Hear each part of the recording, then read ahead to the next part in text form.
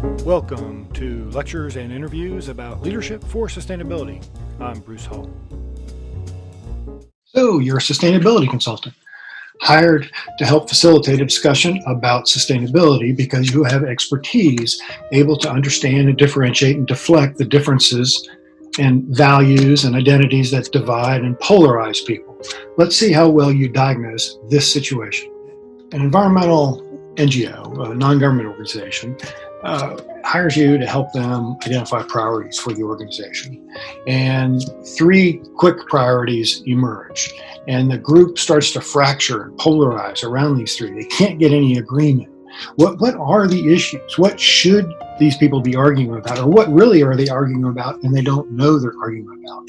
So here is a classic issue of values that are behind the positions, and you need to be able to diagnose it. So pause for a minute and think about it, and then come back and I'll help you deconstruct this situation. So here are the typical sources of differences that divide and polarize people around sustainability. And a series of videos and exercises that I'm asking you to go through will help you understand these in considerable detail. And I'm just going to review them real quickly here, and then you can go on to the videos and understand what's behind it. These values divide into three groups: what to sustain, who benefits, and how we sustain it. So first, let's talk about what. Often the debate is about what to sustain, and that divides between natural and social capital.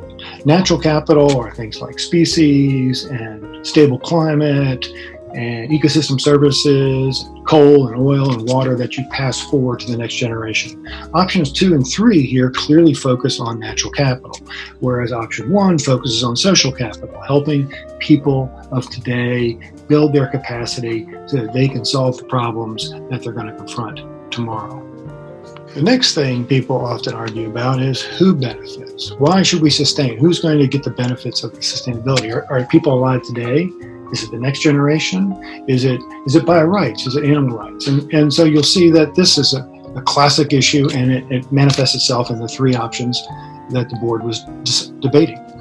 If we give money to help children, we're worried about people alive today, this generation, intra-generational equity.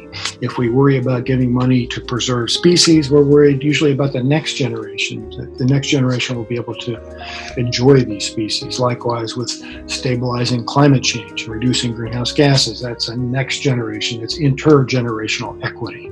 Finally, let's talk about the how, the strategy, the way the sustainability is going to be achieved. And this is often a misunderstood source of conflict. And typically it's between market forces and government forces. And here we can see government forces are in one of the options. So if we're going to give money to lobby of the government, we're suggesting that some sort of government regulatory strategy will be needed to address climate change. And folks that are motivated by market business interest and worry that any government regulation is going to degrade business, degrade the market, will be strongly opposed to this strategy. So in this short exercise, I hope you get a taste of the values that divide and polarize groups, and that you'll need to be able to navigate. And the purpose of this exercise was to set up the coming discussions that we're going to have about each of these value sets: the what, the why, and the how of sustainability.